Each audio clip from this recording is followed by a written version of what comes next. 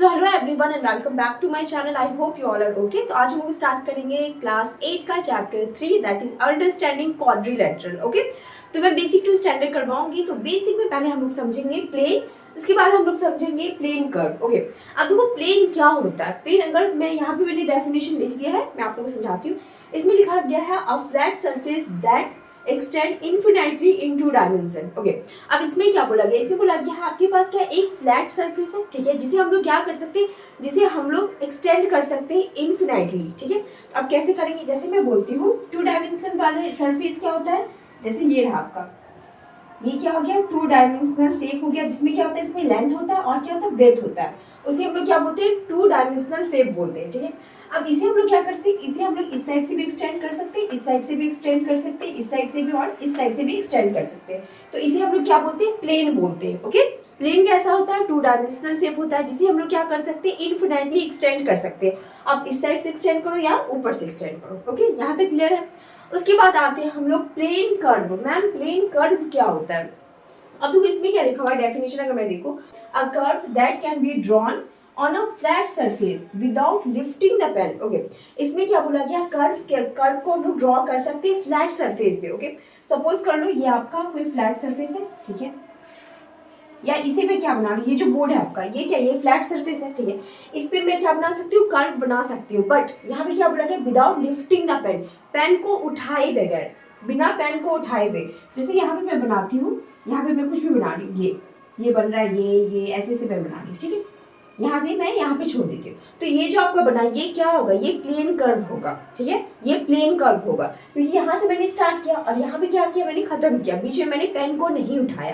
तो ये क्या हो जाएगा आपका प्लेन कर्व। अब अगर मैं बोलूँ जैसे ये आप बना, कुछ भी बना लो ऐसे ऐसे ऐसे करके, ये रहा, ये क्या हो गया, प्लेन कर्व हो गया। ठीक है, ये समझ आ गया। अगर आप ऐसे करते हो, जैसे यहाँ पे आपने बनाया, फिर पेन को उठा करके फिर आप ऐसे कर रहे हो, फिर इसे उठा करके फिर आप लोग ऐसे कर रहे हो, तो ये प्लेन कर्व नहीं होगा। ठीक है, प्लेन कर्व बस सिंपल बोर्ड है, आप कोई भी फिगर बनाओ, वो बनाने के लिए आपको क्या करना है, विदाउट लिफ्टिंग अ पेन, बिना पेन उठाए हुए आपको बनाना है, तो उसे हम लोग क्या बोलेंगे, कर्व बोलेंगे। ठीक है, जैसे कि ये हो गया, ये हो गया। ओके, तो ये समझ आ गया प्लेन कर्व क्या होता है और प्लेन क्या होता है। तो अब मैं आप लोग को आगे बताती हूँ।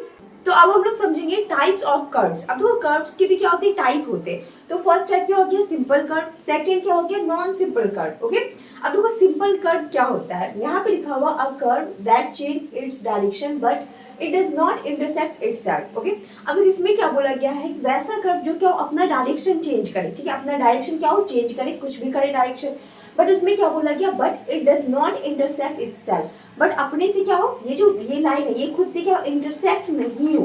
ठीक है, क्या बोल रहा है सिंपल कर्व, क्या बोल रहा है, वैसा कर्व जो क्या हो, डायरेक्शन चेंज तो करे बट वो क्या हो, इंटरसेक्ट नहीं हो। ठीक है, यहाँ समझ आ गया। अब तो अब इसके अंदर भी आता है सिंपल ओपन कर्व होता है, और एक क्या होता है, क्लोज कर्व। अब देखो ओपन कर्व और क्लोज कर्व क्या होता है। अब देखो ओपन कर्व होता है, जैसे मैं यहाँ पे बना रही हूँ, ये आपका ये क्या हो गया आपका ओपन कर्व। ठीक है, ये क्या ओपन कर्व हो गया। उसके बाद क्लोज कर्व क्या हो गया, क्लोज कर्व हो गया ये, इसे मैं बस क्या करती हूँ, क्लोज कर देती हूँ। ये क्या हो गया, एक मिनट, इसे क्लोज करती हूँ, ये क्या हो गया, क्लोज कर्व हो गया। ओपन कर्व में आप और भी बना सकते हो, जैसे कि यहाँ से भी यहाँ तक, ये क्या हो गया, ओपन कर्व। क्लोज कर्व में आप कैसे भी बना लो, ये रहा, ये रहा, ये क्या हो गया आपका क्लोज कर्व हो गया। ठीक है, बस क्या करना, आपको ये क्लोज कर देना। तो इसे हम लोग क्या बोलेंगे, सिंपल कर्व। ये बात याद रखना, सिंपल कर्व कभी भी इंटरसेक्ट नहीं होता है, ये बस क्लोज हो रहा है, ये इंटरसेक्ट नहीं कर रहा है। ठीक है, तो सिंपल कर्व में कितने टाइप के कर्व आते हैं, एक ओपन सिंपल कर्व होता है, एक क्या होता है, क्लोज सिंपल कर्व होता है। तो ओपन सिंपल कर्व में क्या होता है, ये ओपन रहता है, ये यहाँ से खुला हुआ रहता है, देखो। उसके बाद क्लोज सिंपल कर्व में क्या होता है, ये क्लोज, ये बंद हो जाता है। ठीक है, बट इंटरसेक्ट नहीं होता है। ओके, उसके बाद आते हैं नॉन सिंपल कर्व। अब देखो नॉन सिंपल कर्व क्या होता है, the curve intersects itself while changing its direction. Okay, इसमें बोल रहा है कि वैसा कर्व वो क्या होता है, वो इंटरसेक्ट होता है जब वो अपना डायरेक्शन चेंज करता है। तो जैसे अगर मैं बोली, अगर मैं यहाँ पे लेती हूँ कोई भी कर्व ऐसे, ये क्या कर रहा है, अपना डायरेक्शन चेंज करना पड़ेगा, जब डायरेक्शन चेंज कर रहा है तो ये क्या कर रहा है, इंटरसेक्ट कर रहा है, तो ये क्या हो जाएगा, नॉन सिंपल कर्व होगा। ओके, अब देखो नॉन सिंपल कर्व में भी दो तरह के आते हैं, एक होता है ओपन, एक होता है क्लोज। ओके, अब देखो ओपन क्या होता है, ओपन में जैसे मैं बोलूँ तो ये रहा आपका, इसे मैं इंटरसेक्ट करूंगी, ये रहा, इंटरसेक्ट होने के बाद क्या है, यहाँ से ओपन है, ठीक है। इंटरसेक्ट देखो ये दोनों में इंटरसेक्ट होगा, ठीक है। नॉन सिंपल कर्व में ही क्या होगा, इंटरसेक्ट होगा ही, बट ओपन बोल दिया गया तो यहाँ से क्या, यहाँ से ओपन रहेगा। ओके, कुछ भी बना लो, जैसे आप ये बना रहे हो तो यहाँ से क्या होगा, यहाँ से ओपन रहेगा। ओके, अब देखो क्लोज में कैसा होगा, क्लोज में अगर मैं बनाऊँ तो ये होगा आपका ऐसे, ये रहा आपका क्लोज। ओके, इंटरसेक्ट हो रहा बट यहाँ से क्या होगा, यहाँ से ये क्लोज होगा। ओके, इंटरसेक्ट होगा बट क्या होगा, क्लोज रहेगा। तो ये क्या हो गया आपके पास, नॉन सिंपल कर्व क्लोज्ड, यहाँ पे हो गया non simple curve open. Okay, तो ये इससे रिलेटेड क्वेश्चन दिया गया है, इसे मैंने आप लोग को बता दिया है सिंपल कर्व क्या होता है, नॉन सिंपल कर्व क्या होता है। ओके, तो अब मैं आप लोग को आगे बताती हूँ। तो अब हम लोग समझेंगे पॉलीगॉन, पॉलीगॉन क्या होता है। ओके, तो यहाँ पे लिखा हुआ a closed figure made with straight line. Okay, वैसा क्लोज फिगर जो किससे मिलके बना हो, स्ट्रेट लाइन से मिलके बना हो, उसे हम लोग क्या बोलेंगे, पॉलीगॉन बोलेंगे। अब देखो यहाँ पे मैं एग्जाम्पल बता रही हूँ, जैसे कि मैं यहाँ पे देती हूँ ये आपका रहा ट्रायंगल, ये क्या हो जाएगा, ये हो जाएगा पॉलीगॉन। कैसे होगा पॉलीगॉन, क्योंकि ये किससे बना हुआ, स्ट्रेट लाइन से मिलके बना हुआ है, इसलिए ये क्या हो जाएगा पॉलीगॉन। और भी कुछ बना लो, कोई भी फिगर बना लो जो किससे मिलके बना हुआ, स्ट्रेट लाइन से। देखो ये सब किससे मिलके बना है, स्ट्रेट लाइन से, तो ये क्या हो जाएगा, पॉलीगॉन हो जाएगा। अगर मैं पूछूं ये जो सर्कल है, क्या ये सर्कल पॉलीगॉन होगा, तो नहीं होगा। क्यों नहीं होगा, क्योंकि ये स्ट्रेट लाइन से मिलके नहीं बना है, इसलिए ये पॉलीगॉन नहीं होगा। और भी बहुत सारी फिगर बना लो, कुछ भी बनाओ जो भी स्ट्रेट लाइन, ये रहा, ये आपने ये बना दिया, तो ये भी क्या हो जाएगा आपका पॉलीगॉन ही होगा, क्योंकि ये भी क्या है, स्ट्रेट लाइन से मिलके बना है। ओके, तो आई होप आप लोगों को ये समझ में आ गया होगा पॉलीगॉन क्या होता है। तो अब हम लोग समझेंगे टाइप्स ऑफ पॉलीगॉन, पॉलीगॉन के कितने टाइप्स हैं। तो इसके टाइप्स टोटल 4 हैं, regular polygon, irregular polygon, concave polygon, convex polygon. अब तुम लोग बोलोगे मैम कनकेव कन्वेक्स तो फिजिक्स का चैप्टर, अब इसमें कहाँ से आ गया, ठीक है। तो तुम लोग सोच रहे होगे ऐसा, तो बट अब इसमें आ चुका है मैथ्स में भी, ठीक है। तो अब पॉलीगॉन में हम लोग पढ़ेंगे कनकेव एंड कन्वेक्स। ओके, तो अब मैं आप लोग को आगे बताती हूँ। तो अब हम लोग समझेंगे regular polygon, irregular polygon, concave polygon and convex polygon. Okay, तो यहाँ पे मैंने चारों का डेफिनेशन लिख दिया है, तो अब मैं आप लोग को समझाती हूँ। थोड़ा सा मैसी हो चुका है, मुझे पता है, मेरी राइटिंग उतनी अच्छी नहीं है, ये भी मुझे पता है, बट आप लोग को कोऑपरेट करना पड़ेगा, ठीक है। अब देखो, अब यहाँ पे मैं बताती हूँ रेगुलर पॉलीगॉन क्या होता है। A regular polygon has all its side equal and all its angle equal in measure. Okay, इसमें बोल रहा है वैसा पॉलीगॉन जिसके क्या हो, जिसके सारे साइड और सारे एंगल क्या हो, इक्वल हो, उसे हम लोग क्या बोलेंगे, रेगुलर पॉलीगॉन। जैसे कि यहाँ पे मैंने एंगल बनाया है, ये ऐसा एंगल है, इक्विलैटरल एंगल है, ठीक है। जैसे यहाँ पे इक्विलैटरल एंगल का क्या होता है, सारे साइड और साइड सारे एंगल क्या होते हैं, इक्वल होते हैं। 60-60 ये क्या हो गया, एंगल सारे इक्वल, A B C लिखी हुई, ठीक है। तो क्या हो जाएगा, AB BC equal to CA equal हो जाएगा, और एंगल भी सारे क्या होंगे, इक्वल होंगे। तो ये क्या हो जाएगा, रेगुलर पॉलीगॉन। ओके, उसके बाद सेकंड एग्जांपल में क्या आ गया आप लोगों का, स्क्वायर। स्क्वायर का क्या होता है, सारा साइड इक्वल होता है, सारा एंगल इक्वल होता है। तो यहाँ पे भी हो गया ABCD, तो क्या हो जाएगा, AB equal to BC equal to CD equal to DA। Okay, और एंगल भी लिख लो, angle A equal to angle B equal to angle C equal to angle D।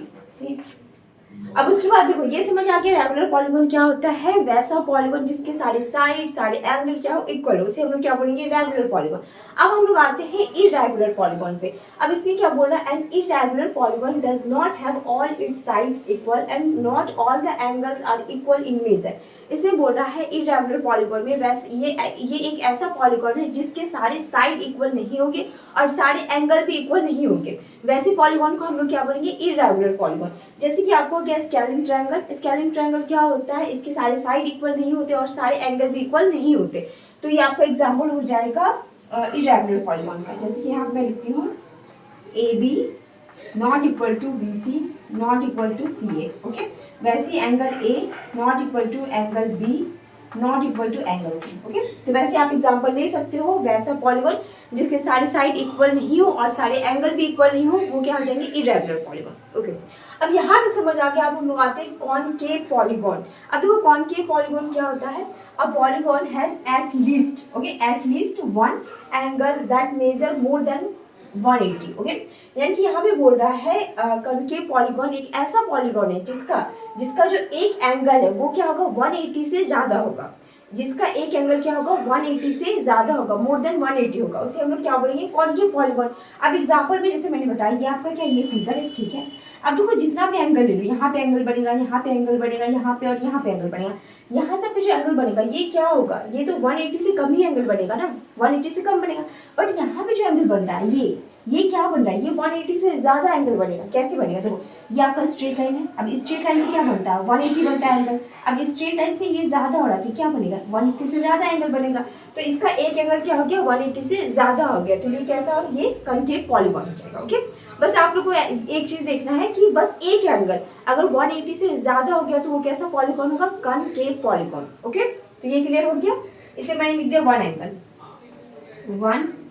Angle लिख देती हूँ। एक एंगल अगर 180 से ज्यादा हो गया तो वो कॉनकेव पॉलीगॉन। तो अब हम लोग समझेंगे कॉन्वेक्स पॉलीगॉन। अब क्या होता है, देखो the interior angles of a convex polygon are less than 180। इसे बोला कॉन्वेक्स पॉलीगॉन के जो इंटीरियर एंगल होते हैं, जितने भी इंटीरियर एंगल होते हैं सब क्या होने चाहिए 180 से कम होने चाहिए। ओके, देखो कॉन्वेक्स पॉलीगॉन में जितने भी इंटीरियर एंगल बनेंगे सब क्या होने चाहिए 180 से कम होने चाहिए। सबके एंगल कितने होने चाहिए 180 से कम होने चाहिए। जैसे कि यहाँ पे एंगल बनेगा, यहाँ पे एंगल बनेगा, यहाँ पे यहाँ पे यहाँ पे जितने भी एंगल बनेंगे सब क्या होने चाहिए 180 से कम होने चाहिए, तभी हम लोग बोलेंगे वो क्या है कॉन्वेक्स पॉलीगॉन। ओके, बस सिंपल है, ज्यादा हार्ड एंड फास्ट है नहीं। बस आप लोग अच्छे से याद कर लो रेगुलर पॉलीगॉन क्या होता है, जिसके सारे साइड सारे एंगल इक्वल होते हैं उसे क्या बोलते हैं रेगुलर पॉलीगॉन। इरेगुलर क्या होता है जस्ट अपोजिट, जिसके सारे साइड और सारे एंगल इक्वल नहीं होते उसे हम लोग क्या बोलते हैं इरेगुलर पॉलीगॉन। उसके बाद फिर आता है कॉनकेव पॉलीगॉन। क्या होता है कॉनकेव पॉलीगॉन में एक एंगल 180 से ज्यादा हो गया तो वो क्या हो जाएगा कॉनकेव पॉलीगॉन। उसके बाद आता है कॉन्वेक्स पॉलीगॉन। कॉन्वेक्स पॉलीगॉन में क्या बोल रहा है इंटीरियर एंगल, जितने भी इंटीरियर एंगल है वो क्या होने चाहिए 180 से कम होने चाहिए, तो उसे हम लोग क्या बोलेंगे कॉन्वेक्स पॉलीगॉन। ओके, तो आई होप आप लोग को ये समझ में आ गया होगा। तो अब मैं आप लोग को आगे बताती हूँ। तो अब हम लोग समझेंगे एंगल प्रॉपर्टी। ओके, तो देखो एंगल प्रॉपर्टी में पहले मैं आप लोग को बताऊंगी एक्सटीरियर एंगल का, उसके बाद हम लोग समझेंगे इंटीरियर एंगल।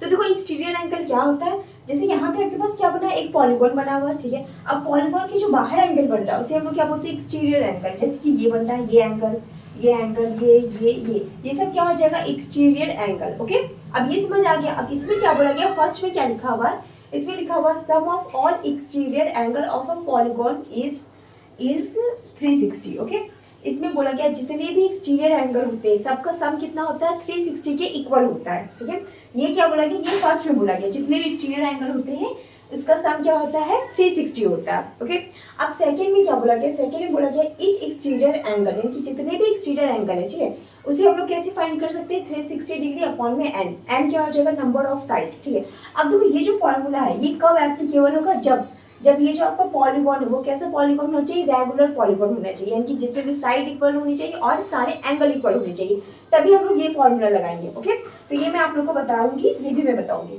तो देखो पहले आपको क्या बोला गया जितने भी एक्सटीरियर एंगल होते हैं वो 360 डिग्री के इक्वल होते हैं। तो यहाँ पे एक क्वेश्चन है आपके पास। ओके, और मुझे क्या करना है एक्स की वैल्यू फाइंड करनी है, तो यहाँ पे निकालते हैं हम लोग। तो ये आपका आ जाएगा 90 डिग्री, ठीक है, प्लस ये आपका 90 हो गया प्लस 30 डिग्री। ओके, प्लस ऐसे आप लोग नेमिंग कर सकते हो, तो यहाँ पे मैंने नहीं किया है, पर यहाँ पे फिर आपका आ गया 90 डिग्री। Okay, plus 60 degree.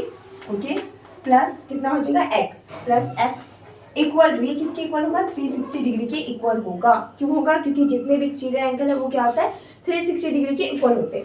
अब इन सब का मुझे क्या करना है सम करना है, तो क्या हो जाएगा 90 180 प्लस यहाँ पे कितना हो जाएगा 90 plus x equal to 360 degree. तो यहाँ पे कितना हो जाएगा 270, यहाँ मैं लिख देती हूँ 270 plus x equal to 360 degree.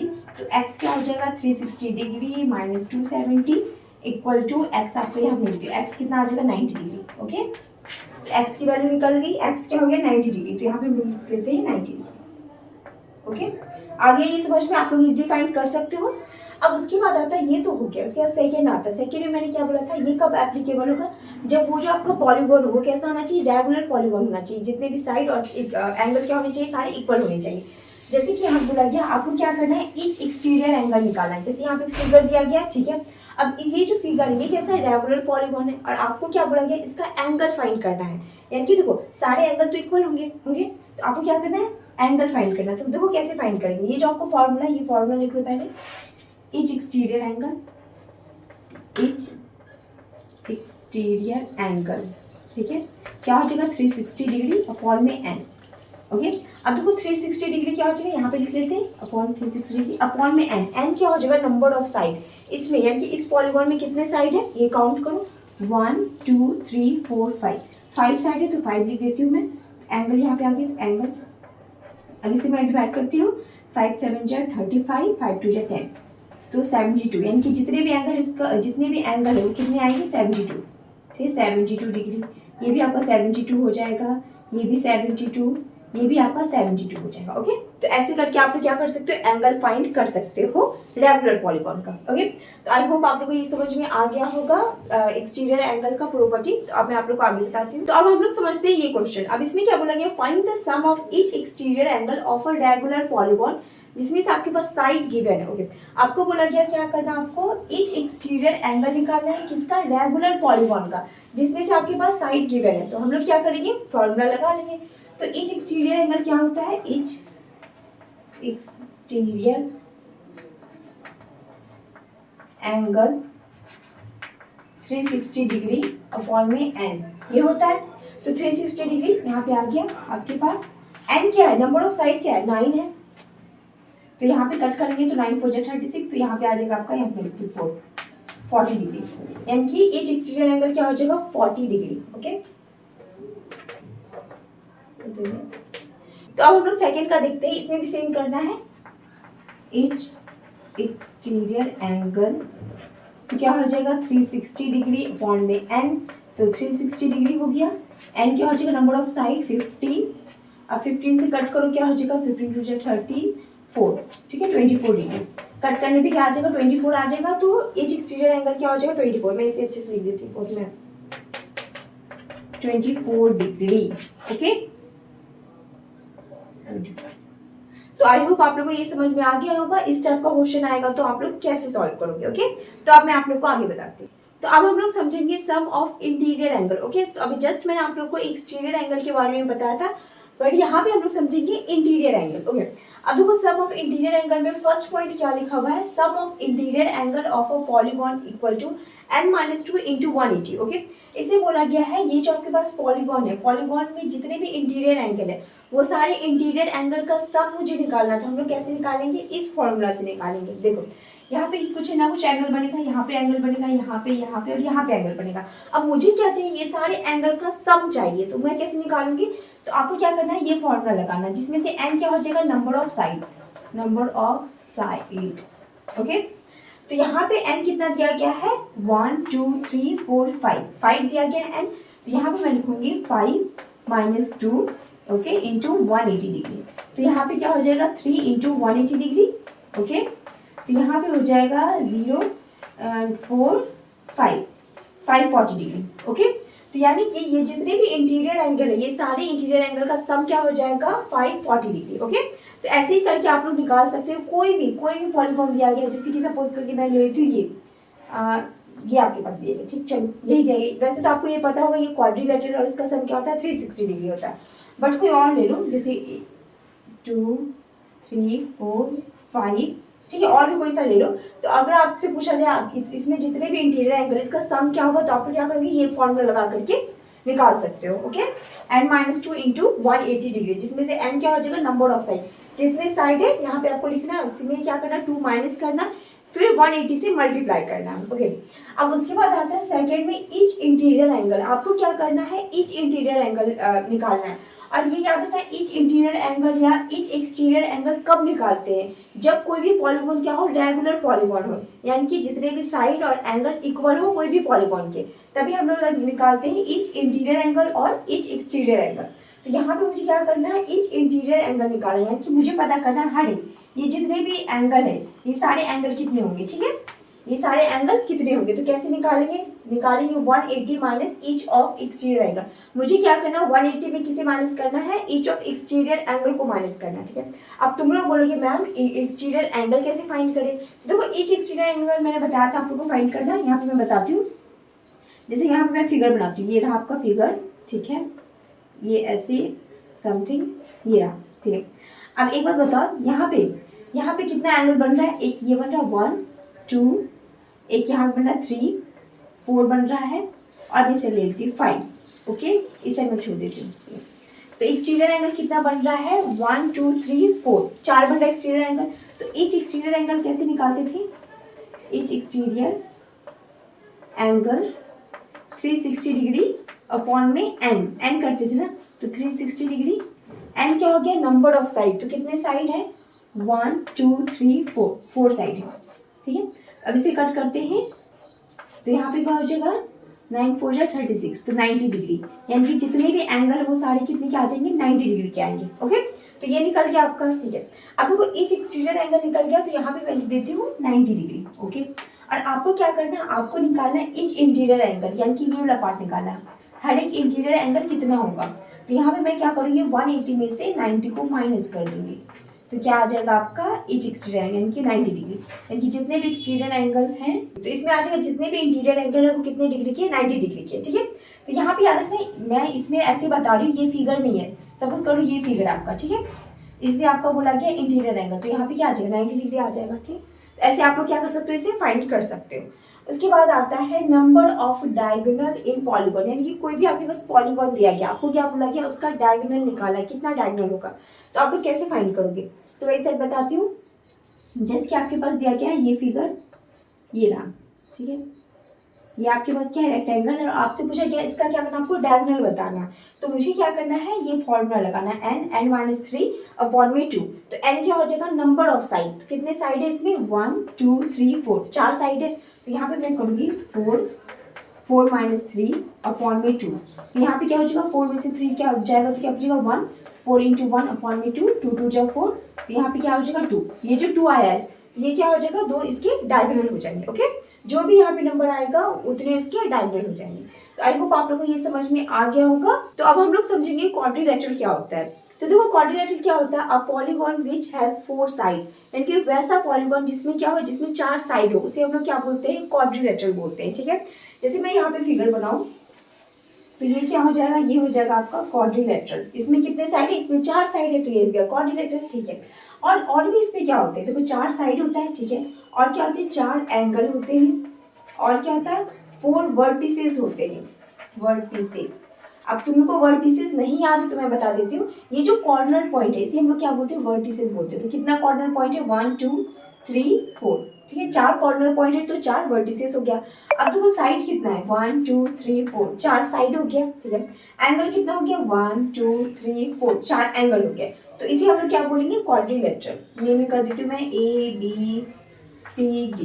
Okay, तो ये समझ आ गया आप लोगों को क्वाड्रिलेटरल क्या होता है। अब देखो यहाँ पे बहुत इंपॉर्टेंट चीज लिखा हुआ है, sum of angle of a quadrilateral is 360, यानी कि जो क्वाड्रिलेटरल होता है क्वाड्रिलेटरल का सम कितना होता है, जितने भी एंगल होते हैं क्वाड्रिलेटरल में वो सारे एंगल का सम क्या होता है 360 डिग्री के इक्वल होता है। ओके, यानी कि ये जो एंगल देखे 1 2 3 4 ये सारे एंगल का सम क्या होगा 360 डिग्री के इक्वल होगा। ओके, ये समझ आ गया। उसके बाद फिर क्या होता है, इसके बाद यहाँ पे लिखा हुआ है adjacent side, adjacent angle, opposite angle, इसमें बच्चे कंफ्यूज करते हैं इसलिए मैंने ये लिया। अब देखो एडजेसेंट साइड क्या होता है, अगर मैं सिंपल वर्ड में समझाऊं तो एडजेसेंट का मतलब क्या होता है एकदम बगल वाला। ठीक है, बोल सकते हैं मेरे बगल में, जैसे तुम लोग के स्कूल में भी तुम्हारे बगल में तुम्हारा फ्रेंड बैठता है, तो वैसे ही साइड में भी एंगल में भी क्या होता है मेरे बगल में कौन है।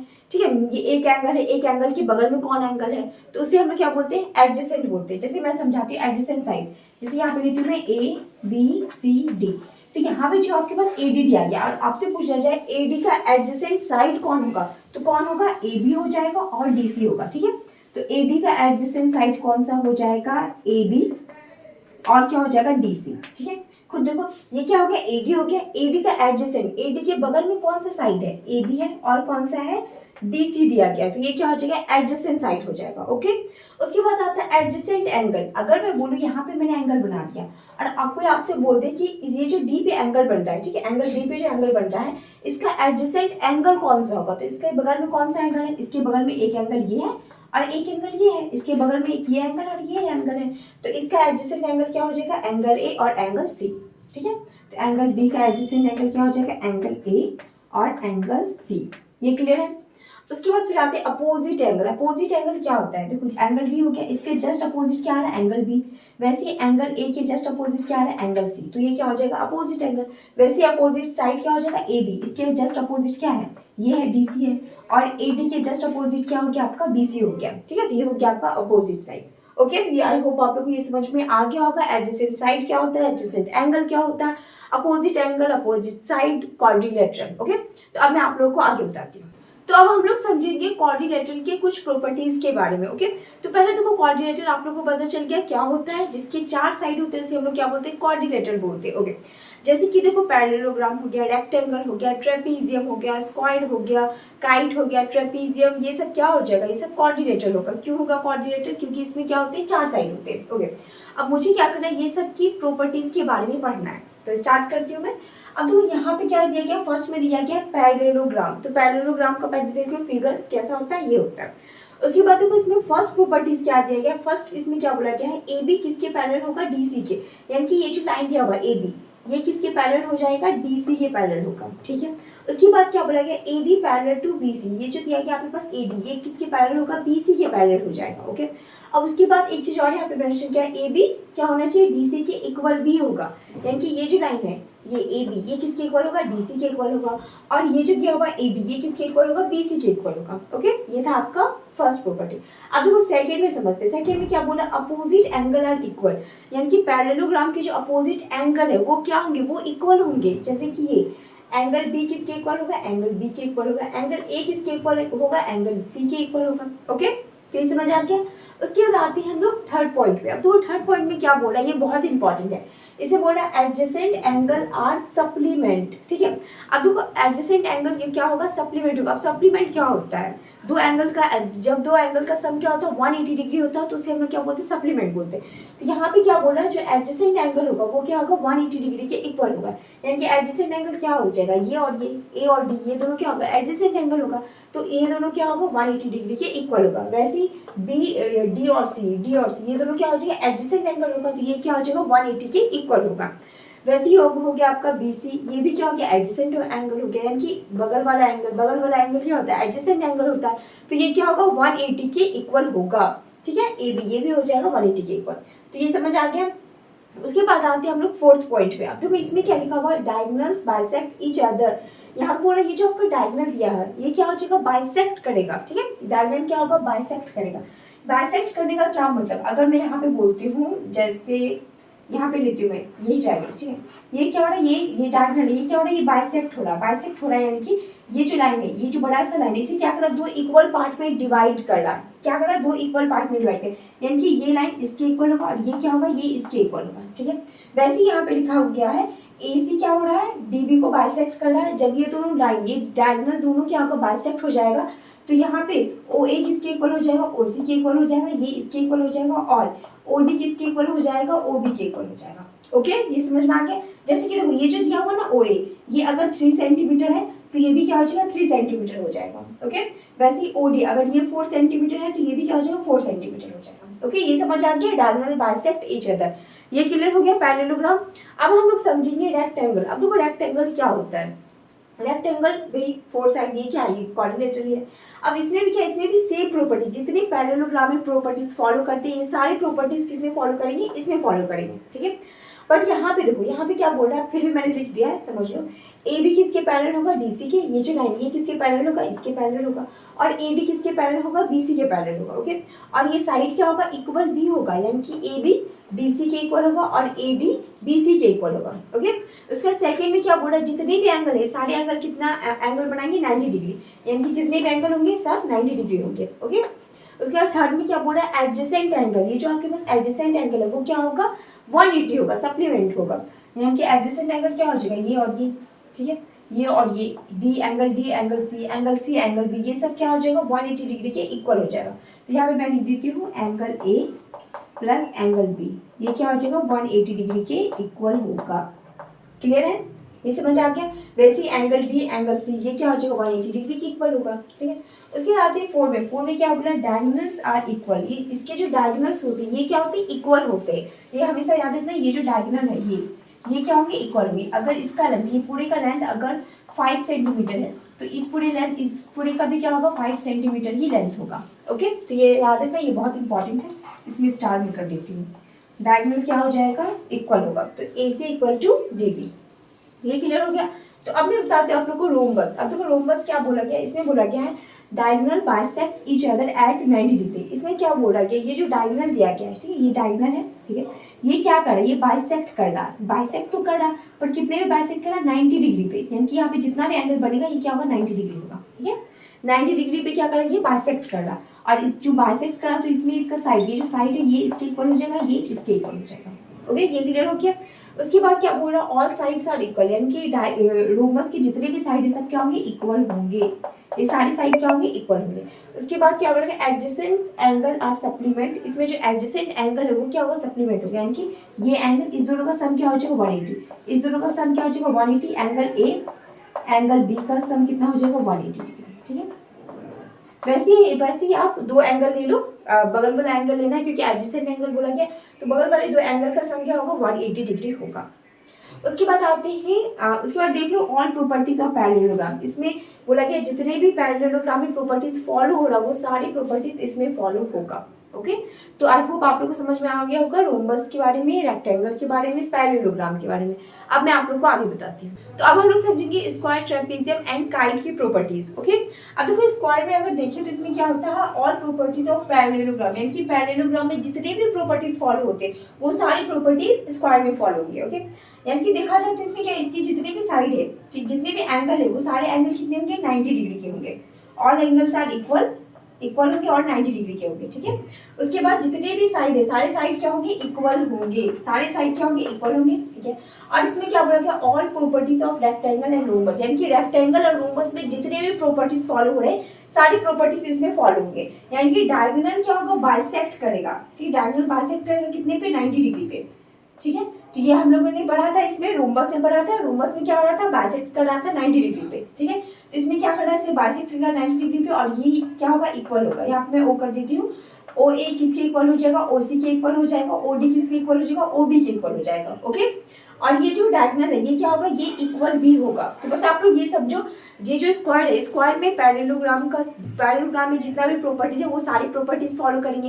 रेक्टेंगल और रोम्बस में जितनी प्रॉपर्टीज फॉलो हो रहे हैं सारी प्रॉपर्टीज इसमें फॉलो होंगे। ओके, अब उसके बाद आते हैं ट्रेपीजियम में। आप देखो ट्रेपीजियम का ये फिगर है, इसमें क्या बोला जाएगा, ए बी किसके पैरेलल होगा, डी सी के पैरेलल होगा। ओके, उसके बाद बोला कि ये जो एंगल आपके पास दिया हुआ है, एंगल ए और एंगल डी, इसका सम कितना होगा 180 डिग्री, और एंगल बी और सी का सम कितना हो जाएगा 180 डिग्री। ओके, ये समझ आ गया। अब इसमें देखो, इसमें डायगोनल इक्वल नहीं होता और बाइसेक्ट भी नहीं करता है। उसके बाद फिर हम लोग आते हैं काइट पे। अब देखो काइट में क्या दिया हुआ है, ए बी किसके इक्वल हो गया, ए डी के इक्वल हो जाएगा, और बी सी किसके इक्वल होगा, डी सी के, यानी कि ये इसके इक्वल होगा, ये इसके इक्वल होगा, ठीक है। अब उसके बाद बोला एंगल बी, यानी कि ये एंगल किसके इक्वल, इसके इक्वल हो जाएगा, और ए सी क्या हो जाएगा, ये जो ए सी है ये क्या होगा, परपेंडिकुलर होगा बी डी पे। अब देखो ये जो परपेंडिकुलर होगा तो यहाँ पे क्या होगा 90 डिग्री फॉर्म होगा, यानी कि यहाँ पे जो एंगल होगा सारे कितने होंगे 90 डिग्री के एंगल होंगे, ठीक है। उसके बाद क्या बोल रहा है, बी ओ के इक्वल होगा, ये जो दिया हुआ बी ओ, यानी कि ये लाइन इसके इक्वल होगा, ठीक है। ये इसके इक्वल नहीं होगा बट ये क्या होगा, इसके इक्वल होगा। ओके, तो ये था काइट की प्रॉपर्टीज। तो आई होप आप लोग समझ में आ गया होगा स्क्वायर, ट्रेपीजियम एंड काइट की प्रॉपर्टीज। ओके, तो अब मैं आप लोग को आगे बताती हूँ। तो अब मैं आप लोग को बताने वाली हूँ ये, तो देखो जितना भी प्रॉपर्टीज मैंने आप लोग को बताई है उन सभी का मैंने सम अप करके यहाँ पे कुछ बनाया है। ओके, तो इसके थ्रू मैं आप लोग को समझाती हूँ। अब देखो यहाँ पे क्या, फर्स्ट हम लोग समझेंगे पैरेललोग्राम। तो पैरेललोग्राम में क्या होता है, अपोजिट साइड इक्वल होता है। ओके, पैरेललोग्राम में क्या होता है, अपोजिट साइड इक्वल होता है, अपोजिट एंगल इक्वल होता है, डायगोनल इक्वल नहीं होता है। ये मैंने बताया था, डायगोनल इक्वल नहीं होता, डायगोनल परपेंडिकुलर भी नहीं होता है। ओके, यानी कि जब मैं इसे क्रॉस करूंगी तो क्या ये लाइन परपेंडिकुलर होगा, स्ट्रेट होगा, नहीं होगा। उसके बाद क्या हो रहा है, डायगोनल बाइसेक्ट ईच अदर, क्या डायगोनल बाइसेक्ट ईच अदर, यानी कि जब मैं इस दोनों को कट करूंगी तो क्या ये इक्वल पार्ट में कट होगा, बिल्कुल होगा। तो यहाँ पे लिखा हुआ यस, ठीक है, डायगोनल इसमें बाइसेक्ट करेगा, ठीक है, बट डायगोनल परपेंडिकुलर नहीं होगा, तो यहाँ पे नो लिखा हुआ। उसके बाद आते सेकंड में। सेकंड में क्या आपके पास रोम्बस दिया गया। रोम्बस में क्या बोला गया है, ऑल साइड क्या होंगे, इक्वल होंगे, अपोजिट एंगल क्या होगा, इक्वल होगा, ठीक है, डायगोनल इक्वल नहीं होगा। ओके, उसके बाद क्या बोला, डायगोनल परपेंडिकुलर होगा। ओके, रोम्बस में क्या होगा, डायगोनल क्या होता है, परपेंडिकुलर होता है। उसके बाद फिर आता है डायगोनल बाइसेक्ट ईच अदर। इसमें क्या होगा, डायगोनल बाइसेक्ट करेगा एक दूसरे को इक्वल पार्ट में, तो यानी कि ये इसके इक्वल हो जाएगा और ये इसके इक्वल होगा। ओके, अब देखो रेक्टेंगल में क्या बोला गया है, इसमें बोला गया है अपोजिट साइड क्या होगा, इक्वल होगा। ऑल इक्वल यानी कि जितने भी एंगल है सारे क्या होंगे, इक्वल होंगे। ऑल इक्वल एंगल, ठीक है, जितने भी एंगल हैं वो सारे क्या होंगे, इक्वल होंगे, 90 डिग्री होंगे। उसके बाद क्या बोला, डायगोनल यानी कि इसके जो डायगोनल है वो क्या होंगे, इक्वल होंगे। डायगोनल इसका क्या होगा, इक्वल होगा। ये लाइन क्या हो जाएगा, इसके इक्वल हो जाएगा। उसके बाद क्या बोला, डायगोनल परपेंडिकुलर नहीं होगा। फिर क्या बोला, डायगोनल बाइसेक्ट करेगा इसमें, ठीक है। डायगोनल क्या होगा, बाइसेक्ट करेगा, यानी कि ये इसके इक्वल हो जाएगा, ये इसके इक्वल हो जाएगा। ओके, उसके बाद फिर आते हैं हम लोग स्क्वायर पे। अब स्क्वायर में क्या बोल रहा है, ऑल इक्वल यानी कि जितने भी साइड है, यहाँ पे साइड के बारे में बात हो रहा है, जितने भी साइड है सारे साइड क्या होंगे, इक्वल होंगे।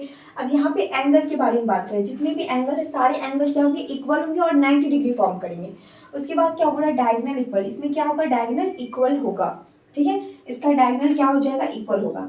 उसके बाद फिर क्या बोला, डायगोनल परपेंडिकुलर, इसमें डायगोनल क्या होगा, परपेंडिकुलर भी होगा। उसके बाद क्या है, डायगोनल बाइसेक्ट, इसमें क्या होगा, डायगोनल बाइसेक्ट करेगा, ठीक है, यानी कि ये इसके इक्वल हो जाएगा, ये इसके इक्वल हो जाएगा, और यहाँ पे क्या होगा, ये 90 डिग्री फॉर्म करेगा एंगल। ओके, उसके बाद फिर आते हैं काइट। अब काइट में क्या बोल रहा है, इक्वल साइड, इसमें क्या बोल रहा है, एडजेसेंट साइड इक्वल होगा। अब एडजेसेंट साइड क्या हो जाएगा, यानी कि ये साइड इसके इक्वल होगा, ये साइड क्या होगा, इसके इक्वल होगा। ओके, अब इसमें क्या बोल रहा है, इक्वल एंगल वन पेयर, इसमें बोल रहा है वन पेयर क्या होगा, इक्वल होगा एंगल में। जैसे एंगल में मैं ले लूँ ये एंगल क्या हो जाएगा, इसके इक्वल होगा, ये एंगल इसके इक्वल नहीं होगा, बट ये एंगल क्या हो जाएगा, इसके इक्वल होगा। तो ये क्या हो जाएगा, वन पेयर हो गया, वन पेयर ऑफ एंगल क्या होगा, इक्वल होगा।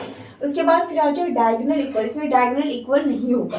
फिर इसमें क्या बोल रहा है, डायगोनल परपेंडिकुलर वन बाइसेक्टेड। अब इसमें क्या बोल रहा है, डायगोनल परपेंडिकुलर होगा, ठीक है, इसमें क्या होगा, यहाँ पे मैं लिखती हूँ डायगोनल क्या होगा, परपेंडिकुलर होगा, बिल्कुल होगा, ठीक है। और इसमें क्या बोल रहा है, एक बाइसेक्ट भी होगा। यहाँ पे क्या हो रहा है, ये बाइसेक्ट होगा, बाइसेक्ट होगा यानी कि क्या मतलब, यहाँ पे लिखती हूँ ये किस यहाँ हो जाएगा, इसके इक्वल होगा, बट ये इसके इक्वल नहीं होगा, ये क्या होगा, इसके इक्वल होगा, ठीक है। उसके बाद फिर क्या हुआ, डायगोनल बाइसेक्ट ईच अदर, नहीं, दोनों साइड बाइसेक्ट नहीं होगा, बस ये बाइसेक्ट होगा। ओके, ये इसके इक्वल होगा, बट ये इसके इक्वल नहीं होगा। उसके बाद आ जाए ट्रेपीजियम में, क्या बोल रहा है, इक्वल साइड। ट्रेपीजियम में क्या इक्वल साइड होता है, तो इसमें बोला गया नहीं, नो। इसके बाद सेकेंड में क्या बोला, इक्वल एंगल, क्या इसके एंगल इक्वल होते हैं, नहीं होते। फिर बोला डायगोनल इक्वल, क्या इसके डायगोनल इक्वल होते हैं, ये भी नहीं होते। तो ट्रेपीजियम में ऑलमोस्ट कुछ भी नहीं होता।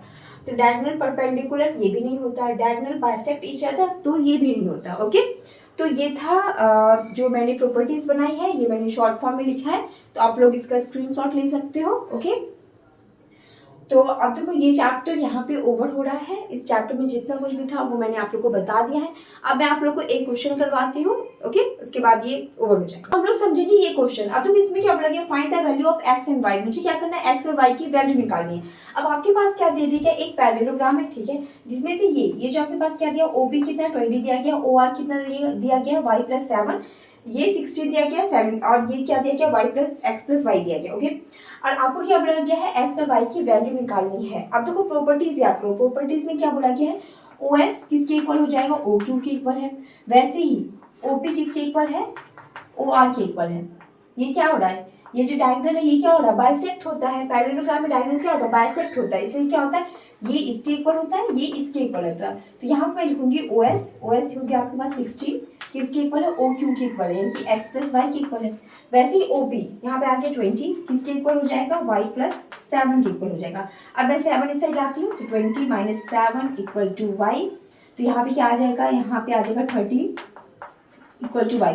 तो वाई आपका क्या आ गया, 13 आ गया, ठीक है। अब मुझे क्या करना, वाई सब्स्टिट्यूट करना, तो यहाँ पे मैं करती हूँ 16 इक्वल टू एक्स प्लस 13। तो 16 प्लस है तो माइनस 13 इक्वल टू एक्स, तो एक्स क्या आ जाएगा आपका 3 आ जाएगा। ओके, तो ये रहा आपका एक्स और वाई की वैल्यू। देखो प्रॉपर्टीज याद रहेगा तो आप लोग इजीली फाइंड कर सकते हो। ओके, तो आई होप आप लोगों को समझ में आ गया होगा जो मैं समझाना चाह रही थी और जो भी कॉन्सेप्ट था। और इससे रिलेटेड कोई भी डाउट हो तो आप लोग कमेंट सेक्शन में पूछ सकते हो, और मैंने मेल आईडी भी दिया है तो आप लोग मेल कर सकते हो मुझे। Okay, thank you so much.